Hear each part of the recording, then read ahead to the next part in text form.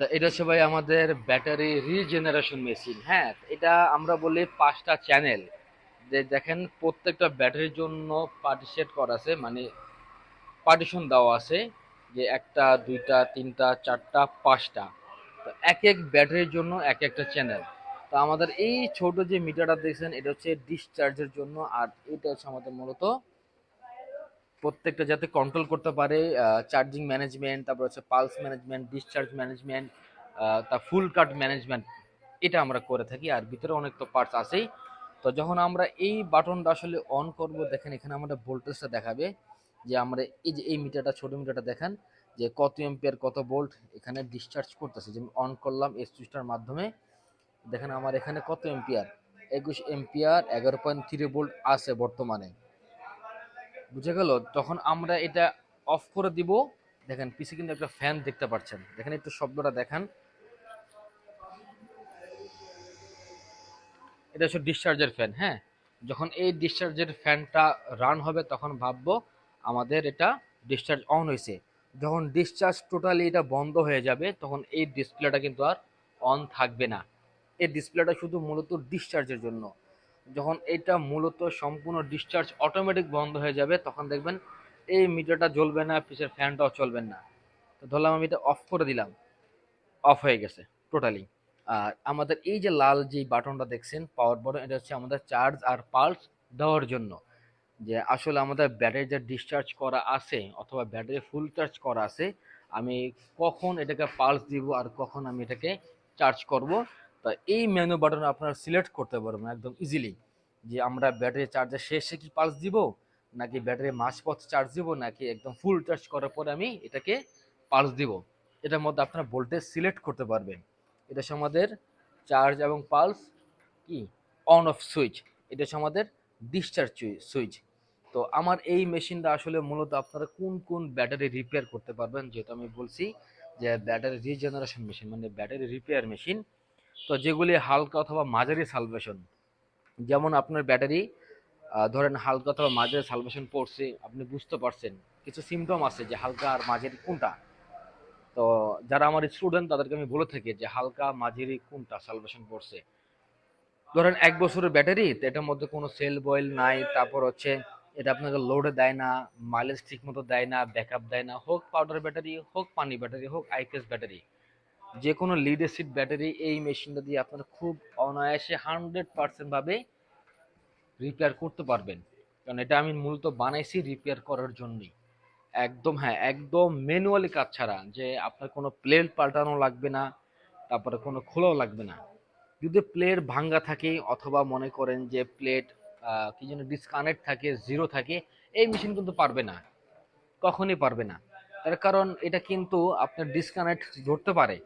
ধরেন battery disconnect, battery charge নিবে না, ডিসচার্জও নিবে না, মানে ও মেশিনে ঢুকলে টোটালি ডিসপ্লেটা আপনার অফ হয়ে যাবে, নিবেই না।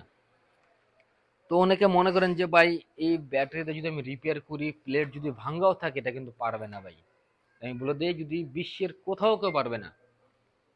কারণ এটা প্লেট ভাঙ্গা ছাড়া ব্যাটারি রিপেয়ার করতে পারে। ধরেন প্লেট ভালো আছে, লোডে টিকে না, সেল বয়েল নাই, গ্র্যাভিটি ঠিক নাই, ব্যাটারি গরম হয়, ডিসচার্জ এবং চার্জে গরম হয়, এই এই মেশিনটা খুব অনায়াসে ঠিক করতে পারে। তো এটা যেহেতু আমাদের 5 বেডের জন্য 5টা, ওইখানে আমাদের আছে হচ্ছে 4 বেডের জন্য 4টা। আমি একটু নিয়ে দেখি, আসেন একটু দেখাই। এই যেটা আমাদের 4টা, দেখেন এখানে আমরা ফ্যান সেট করছি আসলে যার যেরকম চয়েস আর কি। এখানে আমরা 8টা ফ্যান ব্যবহার করছি, একটু পিছিয়ে না দেখান। এই যে আমরা এখানে বোথ সাইডেই ফ্যান ব্যবহার করছি। একদম এটা শর্ট সার্কিট থেকে বাঁচতে পারবেন। তা এখানে ভোল্টেজ প্রোটেকশন দেওয়া আছে, প্রত্যেকটা মেশিনে আমাদের ভোল্টেজ প্রোটেকশন দেওয়া আছে, ওভার ভোল্টেজ প্রোটেকশন দেওয়া আছে, লো কাট ভোল্টেজ প্রোটেকশন দেওয়া আছে, এভরিথিং। তো জাস্ট এই সুইচের মাধ্যমে আপনারা কি করতে পারবেন, এটাকে অন অফ করতে পারবেন চার্জের জন্য, আর ডিসচার্জের জন্য এই অন অফ সুইচ, ব্যাস আর কিছু না। এই মিটারগুলি শুধু ব্যবহার করা হয়েছে ডিসচার্জের জন্য, আর এই ফ্যানগুলি ব্যবহার করছি কুলিং এর জন্য। আপনারা ভাবতে পারেন যে আমি ওটার মধ্যে ফ্যান দেই নাই কেন, কিন্তু এটার মধ্যে আমি কুলিং রাখছি, কিন্তু ভিতরে এটা আমি হাইড রাখছি মেশিনটা সুন্দর দেখানোর জন্য। এটার মধ্যে কিন্তু কুলিং আছে, বড় বড় কুলিং আছে, ওটা শুধু বাইরে, এটা শুধু ভিতরে। কারণ আমি দেখছি বাইরে যদি উপরে আমি ফ্যান দিই অনেক ময়লা টয়লা ঢুকতে পারে, অথবা শর্ট সার্কিট তৈরি হতে পারে, মাছি তৈরি হতে পারে, অথবা কোনো কেউ হাত দিতে পারে। তো সেফটির জন্য আমি টোটাল এটা ভিতরে ফ্যান রাখছি। তার কুলিং এর জন্য আমার এখানে অনেক ছিদ্র আছে, এখানেও ছিদ্র আছে, সব জায়গাতে হাওয়া বাতাস ঢুকতে পারবে, এটা টোটালি কুলিং থাকবে, কোনো সমস্যা নাই। এটার মধ্যে ব্যাটারি চিনবে, ব্যাটারি চিনার পরে নির্দিষ্ট পরিমাণ ও ফ্রিকোয়েন্সি পালস দিবে। যে আমি হোক বড় ব্যাটারি লাগিয়েছি অথবা ছোট ব্যাটারি লাগিয়েছি, ডাজেন্ট ম্যাটার। ও আপনাকে ব্যাটারি ধরন বুঝা, ব্যাটারি অ্যাম্পিয়ার বুঝা, ব্যাটারি কন্ডিশন বুঝে ও আপনাকে পালস জেনারেট করবে, একদম ফুললি অটোমেটিক। আপনি যদি এখানে কোনো একটা সুইচ নাও বাটন দেন, কোনো সমস্যা নেই, কোনো প্রবলেমই নেই। জাস্ট আপনি এটা ধরবেন না।